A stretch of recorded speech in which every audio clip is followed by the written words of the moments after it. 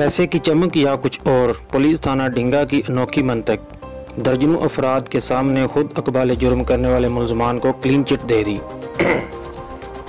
नाज़रीन, सरेआम न्यूज़ को मिलने वाली इतलात के मुताबिक वाक़या कुछ यूँ है कि ढिंगा की एक खातून ज़ुबैदा बेगम आज से तकरीबन 8 माह कबल लापता हो जाती है, जिसे काफ़ी तलाश किया जाता है, ताहम उसका कोई सुराग नहीं मिलता।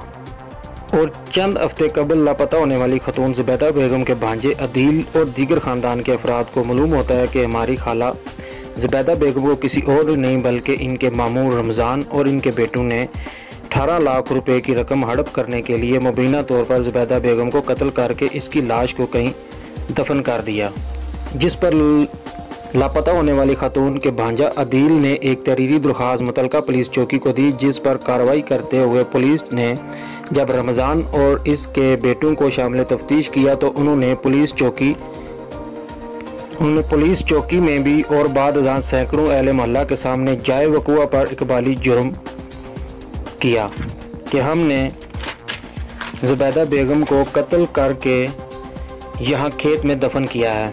ताहम उनके इकबाली बयान के बावजूद पुलिस ने मुलजमान की जानिब से निशानदेही की गई जगह पर ना तो लाश बरामद की और ना ही कोई और कार्रवाई की, बल्कि उल्टा मुलजमान से साजबाज करके कत्ल को खुदकशी करार देकर दरख्वास्त दाखिल दफ्तर कर दी और मदई मुकदमा दरख्वास्त को धमकी दी कि खामोश हो जाओ वरना झूठे और धोखाधड़ी के मुकदमे में जेल भिजवा देंगे।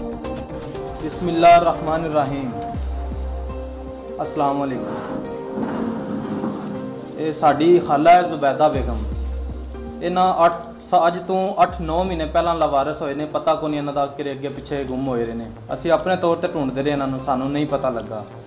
सानू अज 8 महीने बाद पता लगता है पिया कि रमज़ान के डेरे ते गए ने, उत्थे ने मार के कतल करके कि लैश दी अगे पिछे गायब कर छड़ी। असी उस तो बाद पुलिस वाले दस्या वे, उन्हें सारा कुछ पुछया गिछया, उत्थे उन्हें इकरार किया कि असी गए हाँ मौके ते, मुजरम मनते ने पे कि असी मारी है। मौके ते मौजूद SHO साहब बुसाल साहब भी गए ने नाल, उन्होंने सामने इकरार करते हैं पे, लेकिन बाद सानू कोई समझ नहीं पी आती विचों विच के गेम करते हैं पे। साडा इन्हां दा मुतालबा है कि सानू पुछ के दसन कि लाश कित्थे है। जाते हैं मौके ते फिर भी सानू नहीं दसदे कि लाश कित्थे, कहते हैं जनाजा वगैरह होया। असी SHO साहब नूं दस्या कि जनाजा होया तो सानू छाती बंदे देन या सानू दसन। साडा नाल ही घर है, सानू पता नहीं है, महल्लेदार किसे जनाजा नहीं उहदा पढ़िया। जे अगर उहदा होया जनाजा तो सानू दसन किहड़ी जगह ते होया, किन्ने पढ़ाया वे, वो नहीं दसदे सानू। उल्टा सानू धमकाते हैं, तुसीं झूठी FIR कटांदे हो पे, पर तुहाडे ते असीं उल्टा परचा देना वा, वो तो आई बेगुनाह। नाल मुलाजम भी सन, SHO साहब भी सन नाल, बुसाल साहब भी नाल सन। उन्हें खुद आख्या कि असीं मारी, असीं इत्थे दब्बी है, कोई कार्रवाई नहीं कर रही। उल्टा बुसाल साहब मैनू ये कह रहे हैं कि तेरे ते मैं 225 का परचा देना वा, तैनूं मैं पा लेना वा। ये कल असीं गए हाँ DPO उत्थे DSP ऑफिस, उत्थे बह के गल्लां होईयां ने। वो कहंदे उल्टा तेरे ते परचा देना 225 का, पर तू नौसरबाजी का मर्डर होया ही कोई नहीं। पहली गल है वह जनाजा वगैरह होया। मैं उन्होंने मुतालबा थाने भी किया, उत्थे भी किया। मैं क्या मैनू कोई बंदे छाती दिओ 2-4 जिन्हें जनाजा पढ़िया, नवाया तो आया, हर कबर कड्ढन वाला भी कोई जी है वे, मैनू बंदे 2-4 दे दिओ तो मैं इत्थे ही बह जाना, मैनू कोई मुतालबा नहीं। लेकिन पुलिस वाले ये कहते हैं कि ये जो मुदई उठा ना दील, ये करता है पिया जगह वास्ते, कोई 10 मरले जगह के पता नहीं कनाल का मुतालबा करता है पिया, वो देंदा नहीं। ये तां करके जनाब वो खिलाफ जड़े ना सारे ये बयान देंदे ने। इंज लभे साड़ी अपील है DPO साहब तक, IG पंजाब तक, इमरान खान साहब तक, बस सानू फैसला लभे, हक का फैसला हो जाए, साडा इंसाफ लभ जाए, मुजरम फड़े जान, उन्होंने सजा लभी जाए, वो कबर कुशाई हो जाए, कबर उसका पता लगे कितने दफनाई ने के किया नहीं। बिस्मिल्लाहिर्रहमानिर्रहीम। ला इलाहा इल्लल्लाह मुहम्मद रसूलुल्लाह। मैं तो झूठ बोला तो मनु मरदे रब मान ही ना दे, यह कलमा नसीब ही ना हो। 2 कुटदे ने पे, किसी ने फा दी है, प्यू ने। प्यू के नाम रमजान, पुत्र के नाम अली, अमजा, शानी अली पे मारते ने। सानू दिता ने त्रो, असी गए छाया, उन्हें आख्या जे बोलियो तो तुहाडे नाल भी यही है शराब। ਅਸੀਂ ਛਾ ਦਮ ਦੇ ਸੜਿਆ ਉਸ ਮੁੰਡਿਆਂ ਨੂੰ ਆਖਿਆ ਸੀ ਚਾਲ ਮੰਜੀ ਤੇ ਬਾਹਰ ਕੇ ਦਾਬੋ ਦੇ ਲੈ ਉਹਨਾਂ ਦਾ ਸੜੀ ਸਾਨੂੰ ਛੱਡਿਆ ਨੇ ਹੁਣ ਕਿਉਂ ਉਸ ਟਾਈਮ ਕਿਉਂ ਨਹੀਂ ਰੌਲਾ ਪਾਇਆ? ਉਹ ਸਾਹਿਬ ਉਹਨਾਂ ਆਖਿਆ ਜੇ ਤੁਹਾਡੇ ਵਿੱਚੋਂ ਗੱਲ ਨਿਕਲੀ ਨਾ ਤੇ ਤੁਹਾਡਾ ਵੀ ਅਖਰ ਰਹਿੰਦਾ ਪਿਓ ਨੂੰ ਮਾਰਦਾ ਕੁੱਟਦਾ ਆ ਜਿਵੇਂ ਨਾਲ ਵਾਈ ਸੀ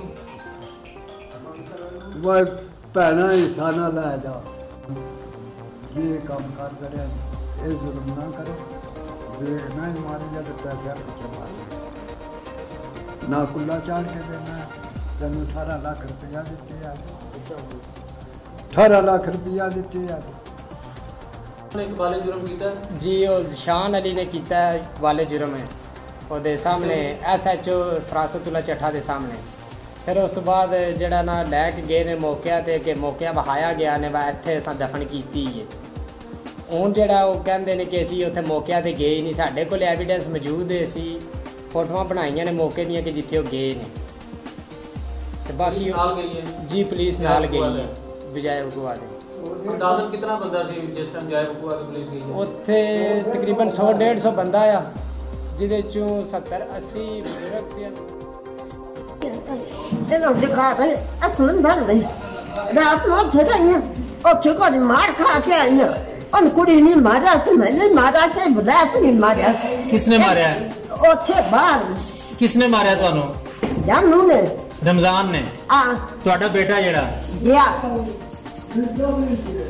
नहीं मार लाते बताते दिन बच्चे मैं जीते मैं मार लाते मैं उन्हें गाय ला के कर मैं मौत दी ना चुप मैं ना फिर मैं मार देना ऐसा रखे रखना कितना ना कीसे रखा दे हम मेरी अच्छा उधार चली जा वो दिल दे मैं दे जो बजी ना ले ना खर रहा है ना दे ए भाई ठीक है मैं वाला मारे ना क्या मैं लाते हो नहीं दिया और ना वो सानू मार चल लगा दे आ कुत्ता मार चल लगा दे का फन मार चल लगा सिरी जुत्तियां मारन लगे ना सामने ए भाई ना ये भले नहीं मारना है अब ये यार मार ले तो मार ले पर आ फिर दा पत्ता मार ले पर मार दे